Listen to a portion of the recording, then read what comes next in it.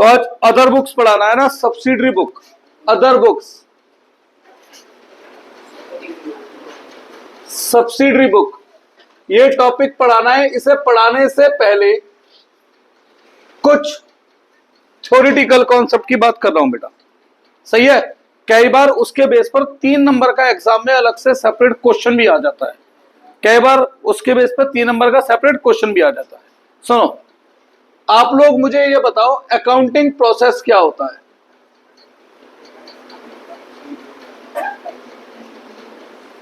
बताएं, accounting process क्या होता है? सबसे पहला प्रोसेस होता है आइडेंटिफाई बिजनेस ट्रांजैक्शन, ठीक है। सबसे पहले हम पहचानते हैं हमारे बिजनेस से रिलेटेड ट्रांजैक्शन क्या है। लेट्स से ये मेरा बिजनेस है, बराबर वाले बिजनेस में आग लगी, क्या वो मैं अपनी बुक्स में रिकॉर्ड करूंगा? नहीं। मालिक जो है, मैं दुकान हूं, मेरा मालिक अपने घर के लिए 10 किलो आम खरीद रहा है, क्या मैं दुकान में रिकॉर्ड करूंगा? नहीं। मुझे मतलब है केवल बिजनेस, मेरे से जो ट्रांजैक्शन हो रही है उनसे। वैसे भी मैंने सबसे पहला कॉन्सेप्ट सभी बच्चों को क्या बताया था? सेपरेट बिजनेस एंटिटी, यही बताया था ना कि मालिक अलग है और दुकान अलग। तो हमेशा अकाउंट किसके हिसाब से सोचनी है? दुकान के। फिर इन ट्रांजैक्शंस को हम मेजर करते हैं in term of money, in term of money. इन्हें हम क्या करते हैं? मेजर करते हैं। किस में मेजर करते हैं? मनी की टर्म में। किस में मेजर करते हैं? मनी की टर्म में। अब उसके बाद इन ट्रांजैक्शन को बेटा हम रिकॉर्ड करते हैं इन बुक्स।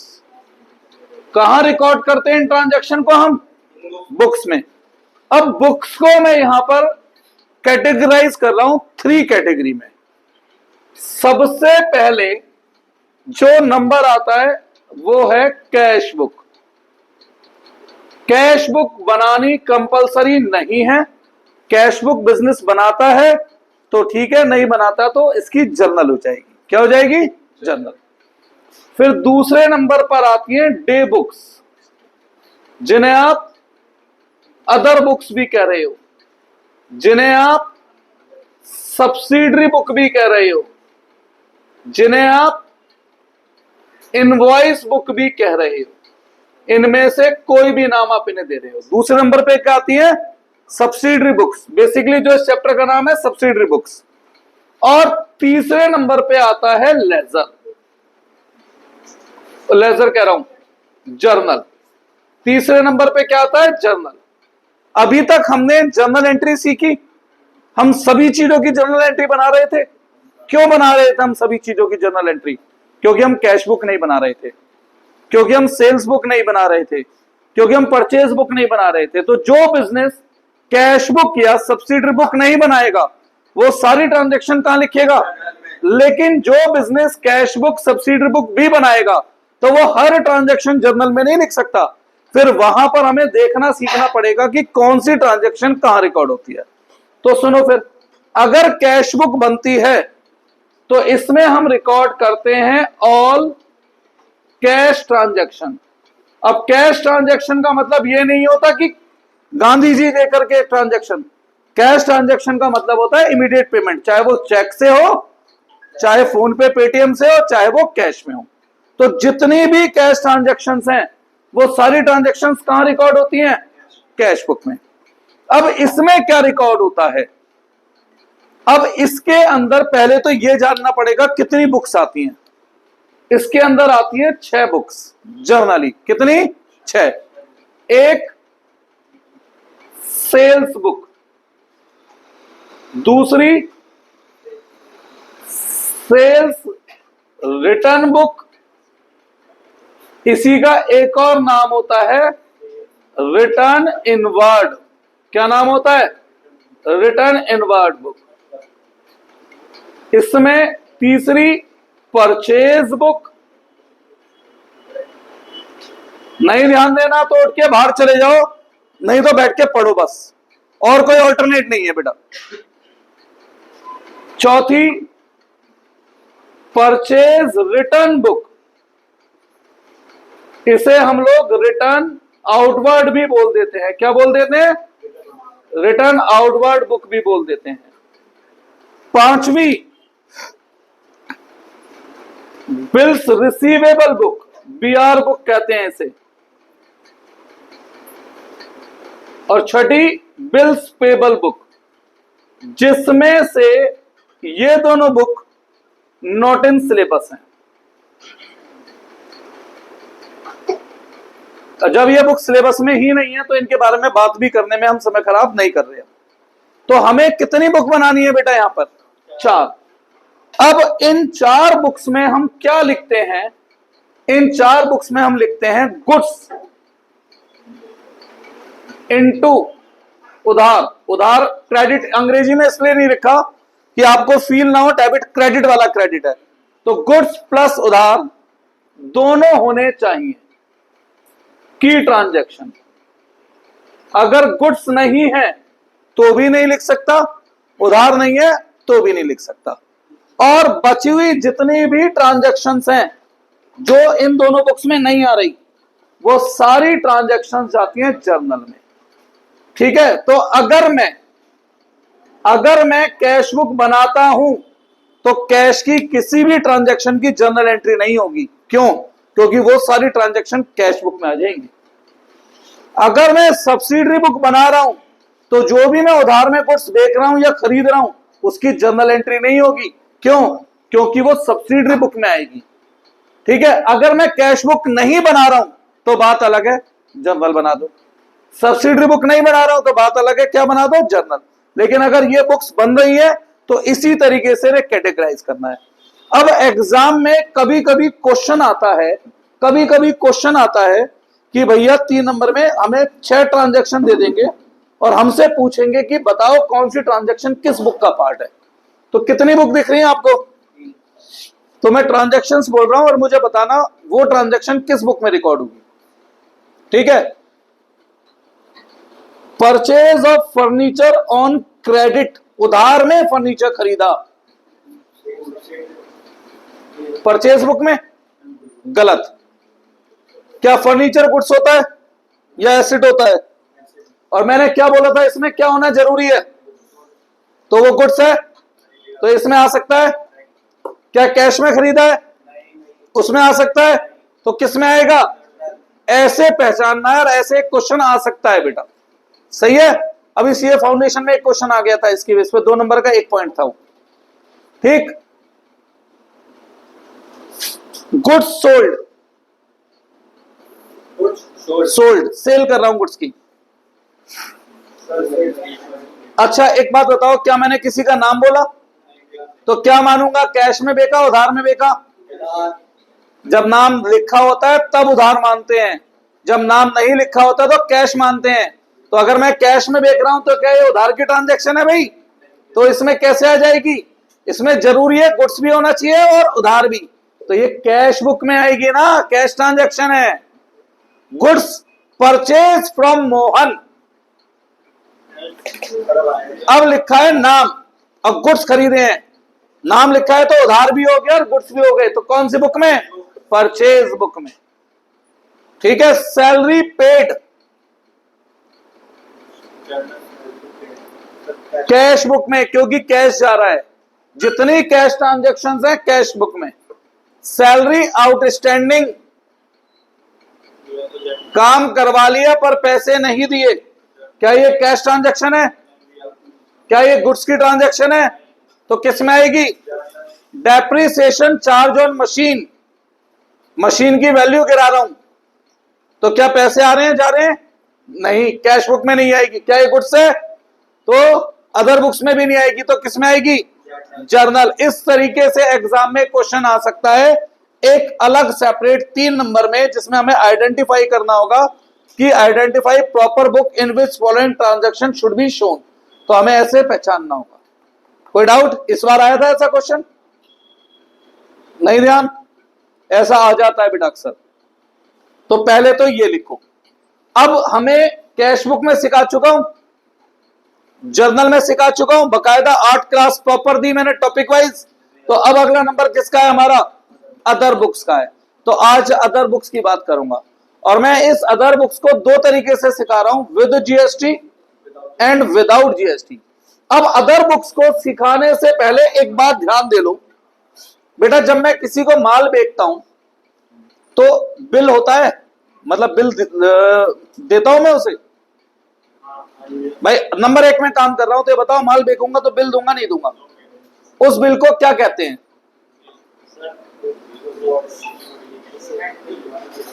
रिसिप्ट।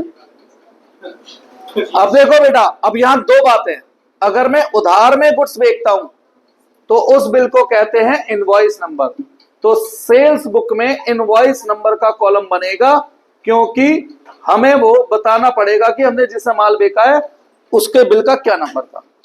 और अगर मैं कैश में गुड्स बेचता हूं तो कैश मेमो देते हैं हम उसे, क्या देते हैं? तो कभी कभी क्वेश्चन बेवकूफ बना देगा, गुड्स सोल्ड टू राम भी लिखा होगा और आगे लिखा होगा वाया कैश मेमो। तो अगर कैश मेमो लिखा है तो वो गुड्स कैश में बेचे हैं, ना कि उधार में, तो वो इस बुक का पार्ट नहीं रहेंगे। ऐसे भी हमें पहचानना पड़ेगा, सही है? अच्छा, गुड्स जो मैंने बेचे थे वो वापस आ रहे हैं, सारे गुड्स वापस आ रहे हैं, तो चलो ठीक है, मैं बिल वापस ले लूंगा, काट के बिल, और वहीं पे जो अपनी बुक थी उसमें स्टेपल कर दूंगा, ये बिल कैंसिल हो गया। लेकिन सपोज करो मैंने किसी को 100 चेयर बेचे हैं, 10 चेयर वापस आ रही हैं, तो क्या वो मुझे पूरा बिल वापस कर देगा? तो क्या माल वापसी का भी बिल होता है?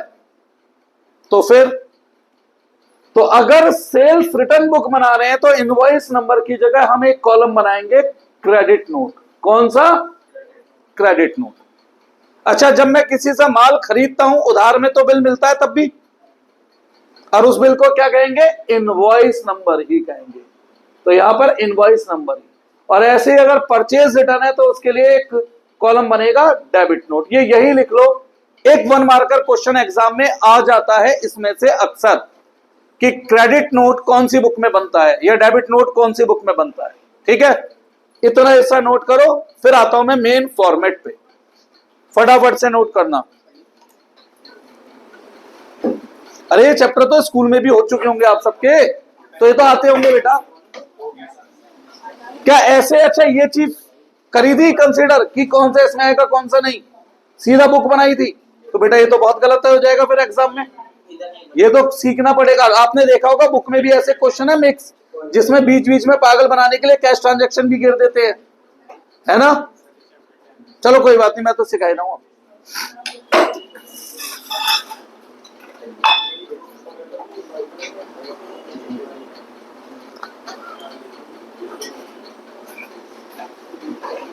जल्दी नोट करना बेटा, फॉर्मेट बहुत बड़ा है, अब बहुत मुश्किल चैप्टर है ना? मुश्किल है। किस किसने कर रखा है ये चैप्टर? तो मुश्किल है ये? आसान सा चैप्टर है, लेकिन जब मैं फॉर्मेट बनाऊंगा तो देख के डर लगेगा, इतने सारे फॉर्मेट, इतने सारे कॉलम, पर ये आसान सा है बेटा, पर इसे नोट करो तभी तो।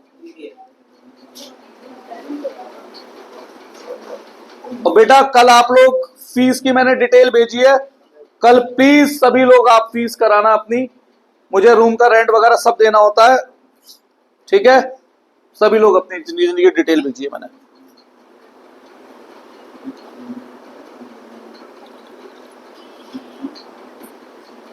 देखा ना? अरे मेरे को लेना है एक फोन, मेरे को इसलिए देख रहा हूँ। कौन सा है? मोटोरोला। कौन सा? मोटोरोला। अच्छा लग रहा है, ले लिया मैंने। ये तो कहा था फोन लेना है, ले आया मैं वैसे कल मोटो G86 16।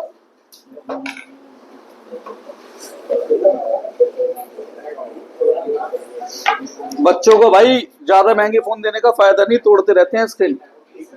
छोटे बच्चे फोन इसलिए देना पड़ता है, ऑनलाइन क्लास अक्सर होती रहती हैं बच्चों की।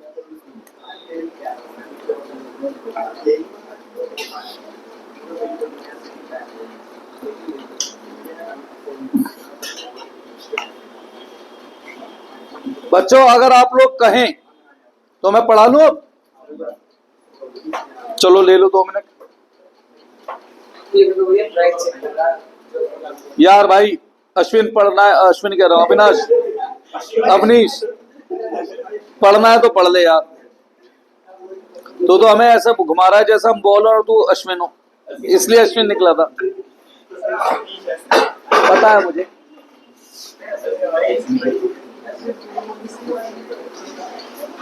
बेटा जल्दी करो, बहुत सारा लिखवाना है फिर मुझे, अभी उसमें टाइम लगेगा। भाई साहब हाथ जोड़ के रिक्वेस्ट है, पढ़ लें क्या? पढ़ लें भाई साहब? चलो तो धन्यवाद।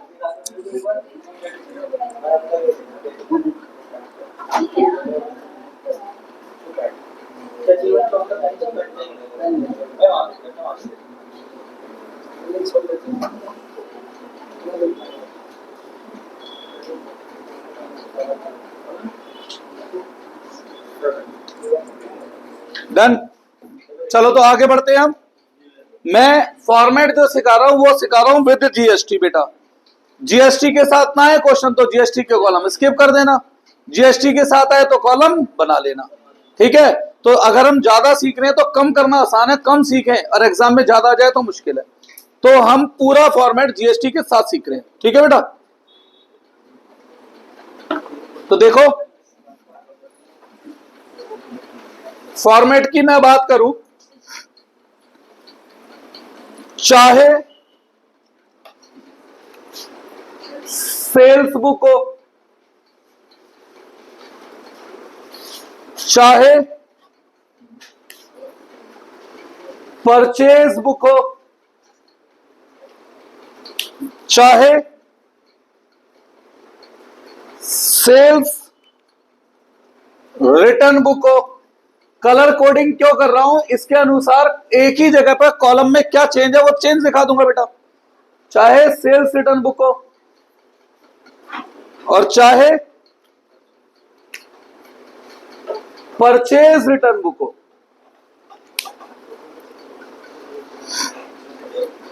चाहे परचेज रिटर्न बुक हो, कलर कोडिंग कॉलम को ध्यान में रख के करिए मैंने। अब सबका फॉर्मेट, सबका सॉल्यूशन, सबकी presentation as it is 100% same है, एक्सेप्ट एक या दो कॉलमों में थोड़ा सा नाम चेंज होगा। अब रही बात तो यहां फॉर्मेट क्या है, सबसे पहले बनता है डेट का कॉलम, फिर ट्रांजैक्शन, फिर बिल का कॉलम। अब बिल के नाम अलग अलग हैं। सेल्स बुक में बिल का नाम क्या था? Invoice number. परचेज बुक में क्या था? Invoice number. सेल्स रिटर्न में क्या था? Credit note. और परचेज रिटर्न में क्या था? Debit note. इसीलिए मैंने कलर कोडिंग की थी, उनके हिसाब से नाम लिख दूंगा। फिर उसके बाद ये एलएफ मान लो, ये मान लो बिल नंबर। फिर उसके बाद एक कॉलम डिटेल का, एक कॉलम अमाउंट का, एक कॉलम सीजीएसटी का, एक कॉलम एसजीएसटी का, एक कॉलम आईजीएसटी का, एक कॉलम अदर चार्ज का और एक कॉलम टोटल का। दिखने में बड़ा भयंकर लग रहा है पर एक्चुअल में ये भयंकर नहीं है बेटा, एक्चुअल में बड़ा साधारण है, ठीक है। एक्चुअल में भयंकर नहीं है, एक्चुअल में बड़ा साधारण सा है। अब सुनो कॉलमों के नाम क्या क्या रहेंगे। सबसे पहले डेट, पर्टिकुलर लिख दो, ट्रांजैक्शन लिख दो, ये आपके ऊपर छोड़ रहा हूं। एलएफ।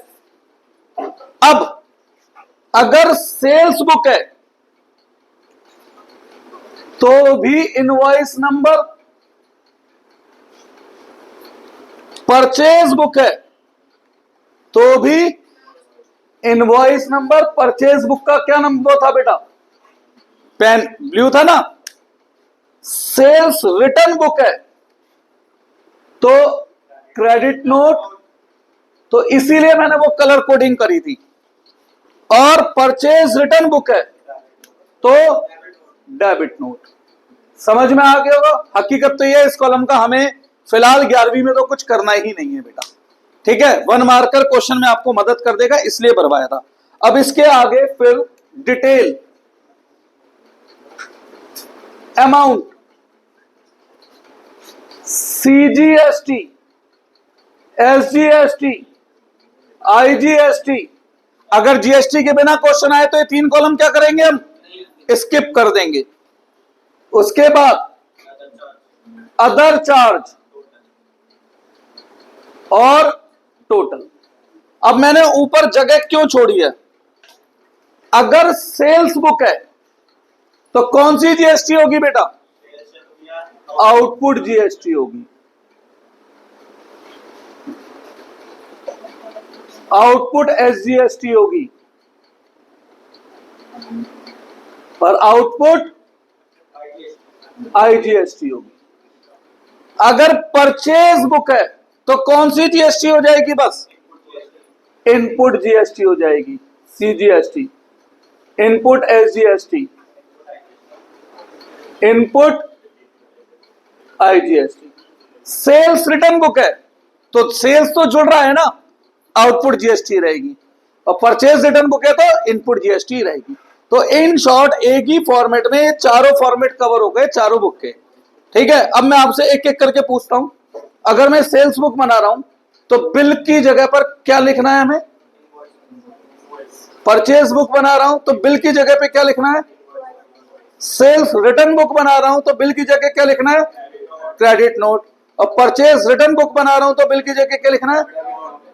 सेल्स बुक है तो कौन सी जीएसटी? सेल्स रिटर्न बुक है तो कौन सी जीएसटी? परचेज बुक है तो, और परचेज रिटर्न है तो, और जो अंदर का सॉल्यूशन है सभी चारों के चारों उसका बुक्स का बेटा वो एज इट इज सेम है जैसे होता है। एक बार मतलब आप सेल बुक सीख गए तो परचेज बुक आ गई, परचेज सीखी तो सेल भी आ गई, मतलब सारी बुकों का सॉल्यूशन क्या है? सेम। अब देखो लिखने का तरीका क्या है, ये मैं बता चुका हूं। इन चारों बुक्स में कब लिखना है? जब गुड्स भी हो और उधार भी हो। गुड्स नहीं है तो भी नहीं लिखना है इसमें, उधार नहीं है तो भी इसमें नहीं लिखना। अब लिखने का तरीका क्या है? जिसको भी मैं बेच रहा हूं या खरीद रहा हूं, बेच रहा हूं तो सेल बुक, खरीद रहा हूं तो परचेज बुक, उसका नाम आ गया। जैसे मैसर्स राधा कृष्ण, ये नाम है भैया। ठीक है, मैं कहां का हूं? गाजियाबाद का, और मैंने माल खरीदा है या बेचा है? अगर कहां से? दिल्ली से, या खरीदा है गाजियाबाद से, या खरीदा है मेरठ से, या खरीदा है फरीदाबाद से, तो क्या जीएसटी पे कोई फर्क आता है? आता है ना, नाम का। सेम सिटी होती है और सेम स्टेट होती है तो सीजीएसटी और एसजीएसटी होती है, और अगर स्टेट चेंज होती है तो आईजीएसटी होती है। इसलिए जगह का नाम लिखना जरूरी है, इसीलिए जगह का नाम लिखना। अब मैं गाजियाबाद का हूं, ये दिल्ली के हैं, तो यहां जीएसटी कौन सी लगेगी?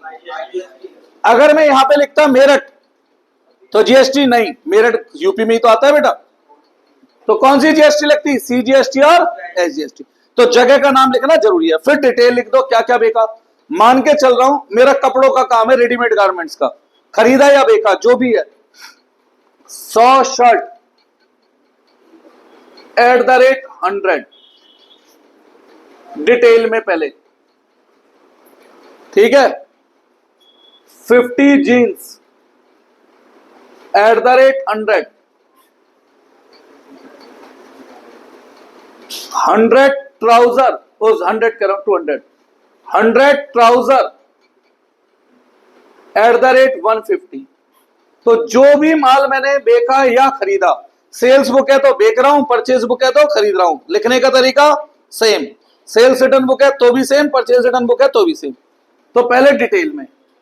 अब सबसे पहले नंबर पे जो हम लेस करते हैं, सबसे पहले हम लेस करते हैं ट्रेड डिस्काउंट। क्या लेस करते हैं बेटा? Trade discount. एग्जाम्पल के तौर पे 10% है जैसे, तो 3500। ये जो अमाउंट निकलकर आपका आ रहा है,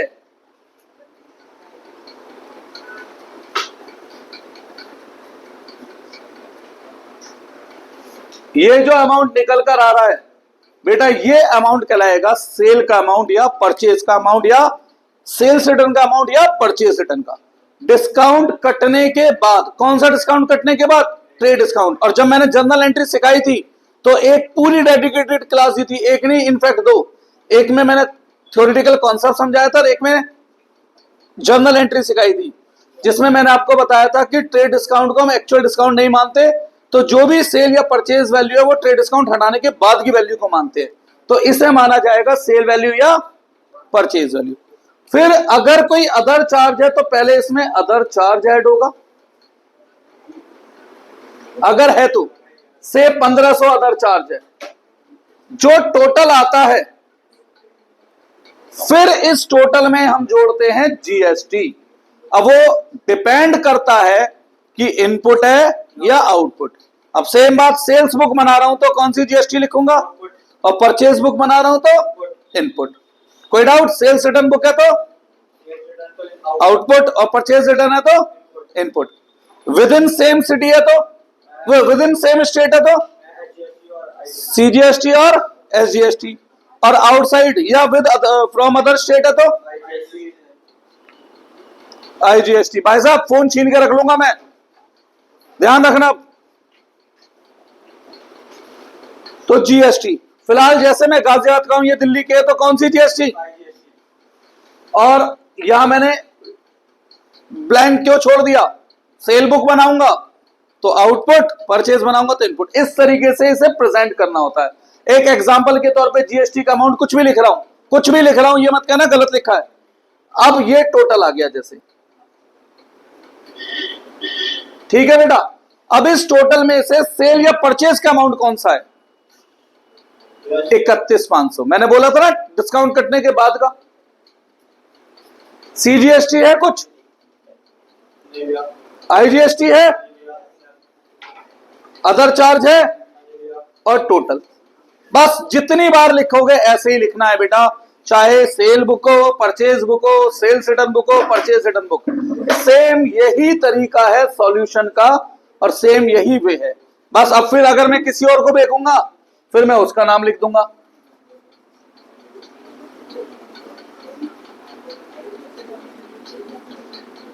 गाजियाबाद, फिर सेम ऐसी डिटेल, जितनों को देखूंगा उतनों का नाम।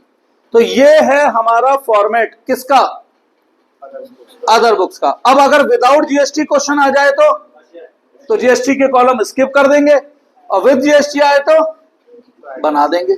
ठीक है, एक क्वेश्चन में इसे अप्लाई करके दिखा रहा हूं। फिलहाल आज मैं अप्लाई करके दिखा रहा हूं विदाउट जीएसटी वाले में, क्योंकि वहां पर क्वेश्चन ज्यादा अच्छा है, क्योंकि उसके अंदर मिक्स करके दे रखा है उन्होंने। उसमें हमें पहचानना पड़ेगा कि हमें इसमें लिखना है या नहीं लिखना। बुक दिखाओ एक जना।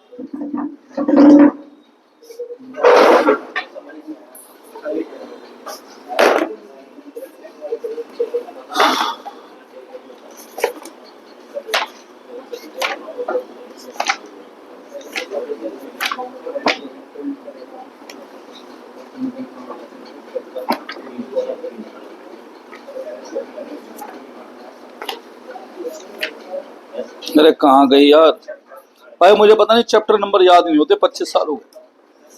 और तूने देखा होगा क्वेश्चन तुम गलत बोलते हो वहीं टोक देता हूँ, ये क्वेश्चन वो अंदर के याद है, चैप्टर नंबर नहीं होते।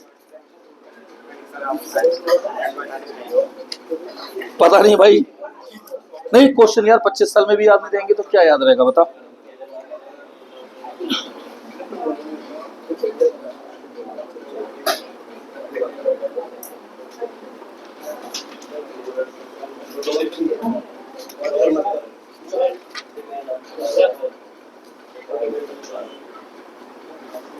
बेटा जैसे ये इलिस्ट्रेशन 2 भेज रहा, मैं तो भेज नहीं सकता, किसी से भिजवा रहा हूं ग्रुप में एक बार।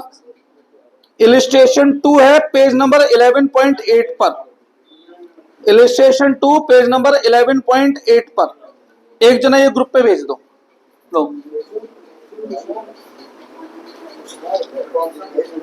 इलिस्ट्रेशन नंबर 2 पेज नंबर 8.2 बोला था शायद, क्या बोला था अभी,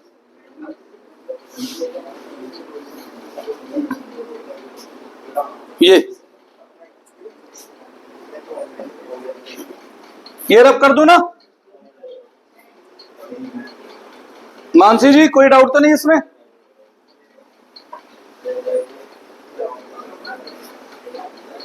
अब देखो मेरे पास एक तरीका था, मैं टाइम पास करने के लिए 4 बार फॉर्मेट बनाता और बस अलग अलग इनपुट आउटपुट लिख देता, लेकिन उसमें कोई फायदा नहीं है। क्वेश्चनों में समय लगा लें वो बेहतर है।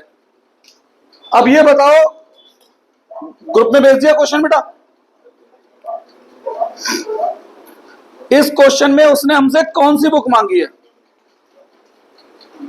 क्या लिखा है? क्वेश्चन पढ़ो। नहीं, शुरू से क्वेश्चन ही पढ़ दो। Enter the following transaction in purchase book.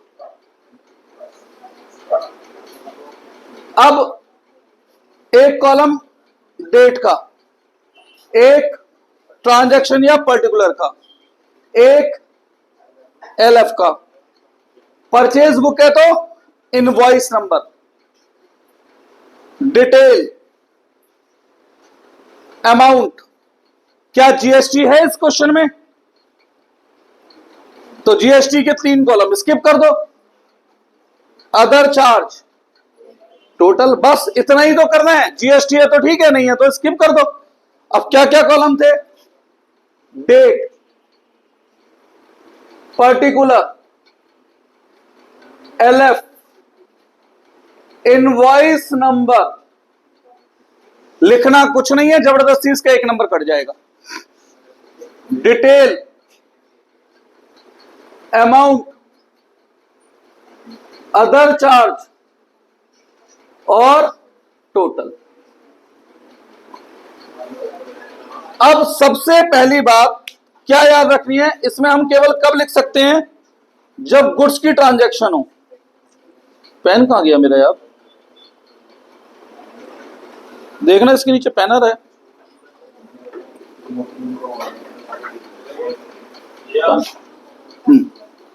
हाँ जी बेटा, अब ये बताओ इस क्वेश्चन में अधिकतर ट्रांजैक्शन किस चीज की है?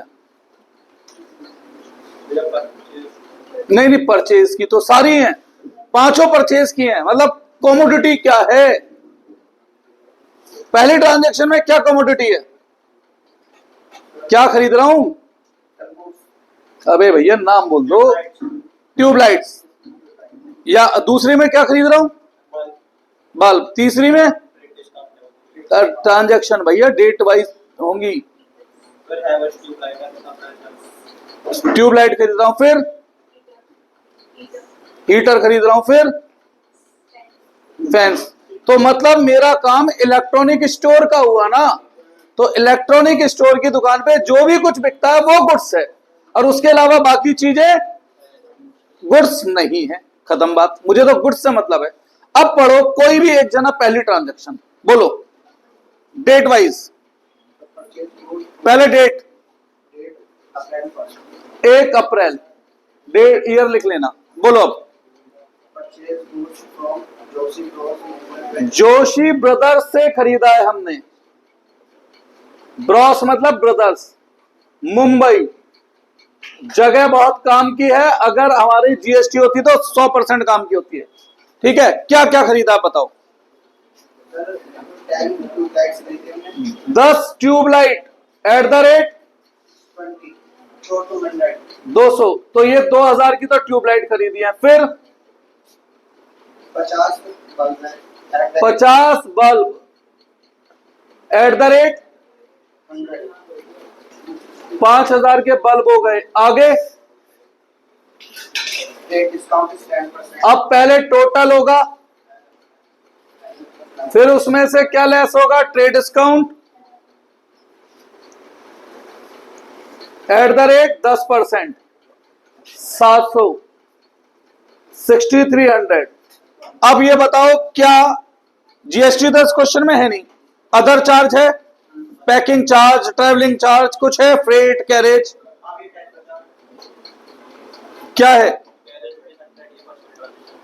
कैरेज, कार्टेज 100 है, तो प्लस अदर चार्ज जोड़ दो। अदर चार्ज में कार्टेज लिख देना ब्रैकेट में। 100 रुपए। टोटल करो 6400। अब इसमें से सेल का अमाउंट, तो परचेज का अमाउंट कौन सा है? जो ट्रेड डिस्काउंट के बाद का अमाउंट है वो परचेज का है। 100 रुपए अदर चार्ज और टोटल। कोई डाउट है इसमें? हाँ भाई, कार्टेज नाम का खर्चा और भी है ना, तो इतने के गुड्स प्लस अदर चार्ज वो जोड़ के लिखा है बस।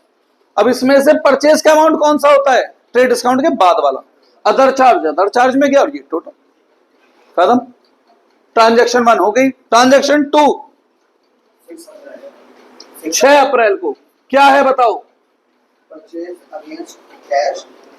परचेज अगेंस्ट कैश आएगी ही नहीं ये ट्रांजैक्शन भाई। क्यों नहीं आएगी? क्या बताया था मैंने? सब्सिडरी बुक में कब लिखते हैं? जब केवल उधार हो। हाँ जी दीक्षा जी, अब बताओ, बिना वो जाने सीधी बुक्स बनाओगे तो दिक्कत है ना। कैसे पता लगेगा कि इसमें क्या लिखना है और क्या नहीं लिखना? तो इसलिए ये जानना बहुत जरूरी था कि सब्सिडरी बुक में कब लिखना है और कब नहीं लिखना है। ठीक है, और जो चीज सब्सिडरी में नहीं आ रही तो वो कहां जा रही है? तो ये ट्रांजैक्शन किस बुक का पार्ट है? कैश बुक का पार्ट है, तो ये इसमें नहीं आ सकती। आगे बढ़ो। नहीं, डेट बोलो ना भाई। 10 अप्रैल बोलो। Rajesh electronic store Delhi. भाई अब मजे ले लो जिसको लेने में, दोबारा तो कोई चैप्टर नहीं पढ़ाऊंगा। ऐसा कोई ना एक एक चैप्टर 6 बार होगा। बोलिए। 25 हीटर @800 कितने का माल हो गया? 20,000 का। आगे सीधा ट्रेड डिस्काउंट है कितना? 2,000। तो ये जो बचकर आया है इसे मानना है परचेज का वैल्यू। अब बताओ जीएसटी तो यानी कोई अदर चार्ज है? पैकेजिंग है ना, तो पैकेजिंग कितनी? आगे बस। फैन इसी में तूने बोला ही नहीं। अरे तो ट्रेड डिस्काउंट सबके बाद बोलना, तूने ट्रेड डिस्काउंट पहले बोल दिया है। चलो बोलो। 15 फैन इसी में है ना, @1600 24,000। आगे अब और भी कुछ है खरीदा है? नहीं, तो पहले जो खरीदना खरीद लो, उसके बाद डिस्काउंट लगाओ ना भाई। ठीक है ना, अब लगाएंगे डिस्काउंट। 4400 कितना बचा? 39,600 प्लस पैकेजिंग कितना? 100 39,700। अब इसमें से ये बताओ कौन सा अमाउंट मानना है मुझे परचेज का? जो ट्रेड डिस्काउंट के बाद वाला अमाउंट था। ठीक है, अदर चार्ज का 100 और टोटल। ठीक है, आगे बढ़ो। अगली डेट क्या लिखा है? हाँ भाई, बल्ब और पंखों की दुकान पे लैपटॉप भी बिकता है ना आजकल। ये अपवाद है वैसे। अब विजय सेल्स पे चले जाओ, डी मार्ट में चले जाओ, मतलब ऐसी जगहों पर आजकल सब मिलता है। लेकिन फिलहाल के लिए हम थोड़ा सा आउटडेटेड पढ़ रहे हैं ऐसे मानो। और बताओ, बल्ब, ट्यूब, पंखे, स्विच, इनकी दुकान पे लैपटॉप बिकता है क्या? तो क्या लैपटॉप गुड्स है? तो गुड्स नहीं है तो इसमें नहीं आएगा। इसमें कब आता? जब वो गुड्स होता। तो ये ट्रांजैक्शन क्यों नहीं आई? Because of cash, because it is not good. ये इसलिए आई बेटा ये वाली ट्रांजैक्शन। सही है। और अगली ट्रांजैक्शन अब बताओ किससे खरीदना है, क्या खरीद रहे हैं? Supreme electronic store Delhi. क्या क्या खरीदा है पहले वो सब बताइए, फिर डिस्काउंट है। पहले बल्ब खरीदे 5 बल्ब @100 500 के बल्ब। आगे 5 डजन है तो 12 पंजे 60 बल्ब हुए बेटा। फिर ये अब देखो कैसे बेवकूफ बन जाते हैं एग्जाम में। हो जाता ना काम यहाँ पे पूरा खराब। बच्चे 5 × 100 कर आते। 5 डजन है और एक बल्ब कितने का है? 100 का। 5 डजन में पहले तो ये बताओ कितने बल्ब हुए? एक डजन में 12 होते हैं तो 5 डजन में 60 बल्ब हुए। ठीक है, आगे बढ़ो। अब समझ में आ गया मैंने जीएसटी की जगह ये क्वेश्चन क्यों पिक किया था। ये बेहतर क्वेश्चन है, बस इसमें क्या नहीं है, जीएसटी नहीं है, अदरवाइज ये बेटर क्वेश्चन है। 25 पावर प्लग है। एक मिनट रुक जाओ, लिख दियो इनवॉइस नंबर तो जो भी है यार। हाँ आगे, 25 पावर प्लग है। प्लग @ 80 2000 के ये। आगे, ट्रेड डिस्काउंट 10%। 8000 पे लेस ट्रेड डिस्काउंट 10%। कोई other charge yes sir. Plus other charge इसमें टोटल प्राइस ऑर्डर 17। फ्रेट है या अदर चार्ज ही है? इसमें लिखा है फ्राइट चार्ज फ्रेट कितना? 75। आगे, बस। तो ये बहुत मुश्किल चैप्टर है भाई। अब बस बाद में क्या कर देना, टोटल कर देना इनका। ठीक है, टोटल कर देना। तो ये विदाउट जीएसटी मैंने आज कराया है, लेकिन मैं आज आपको होमवर्क में दे रहा हूं 4 क्वेश्चन, 2 विद जीएसटी और 2 विदाउट। और अगली क्लास में 4 हो सकते हैं, मे बी 3 2 अगली क्लास में कवर करके खत्म करते हैं। ठीक है ना बेटा, चैप्टर को इसमें ज्यादा लंबा समय नहीं खींच रहे। लाओ बुक दिखाओ, एक जना होमवर्क दिखाओ।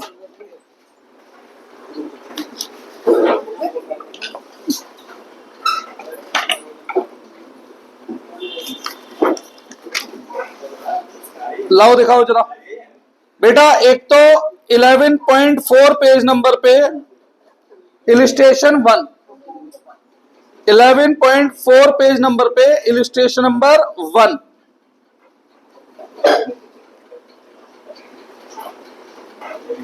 किसी को कोई डाउट है इसमें? इसके बाद एक सेकंड बेटा बस।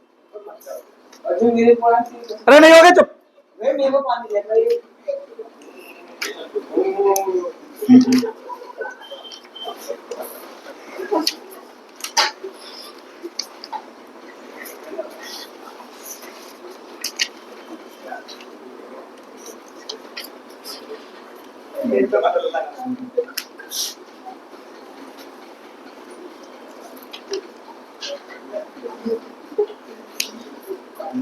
एक क्वेश्चन नंबर 12 है, क्वेश्चन नंबर 12 है,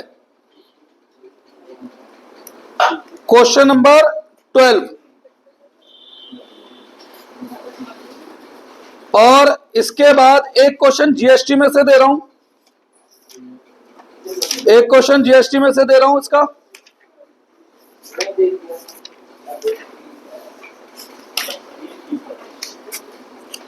चैप्टर वो चैप्टर एक ही है क्या? जीएसटी चैप्टर है। अरे तो इसमें अदर बुक वाला पोर्शन ही दे रहा हूं ना, बस पूरी जीएसटी को ही ना दे रहा हूं। अदर बुक सिखाई है मैंने जीएसटी के हिसाब से, वो दे रहा हूं। इलिस्ट्रेशन नंबर 7 दे रहा हूं जीएसटी में से, अदर बुक के बेस पर ही है। तो ये 3 क्वेश्चन है, ये तीनों क्वेश्चन करके लाने हैं सभी को।